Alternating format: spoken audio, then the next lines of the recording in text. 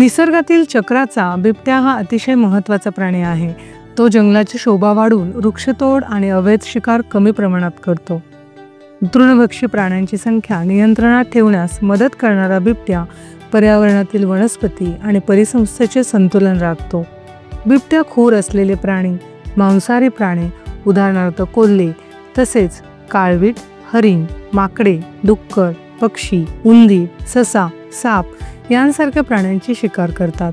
पण हा बिबट्या पशुधनाची शिकार करत मानवी वस्तीपर्यंत आला आहे।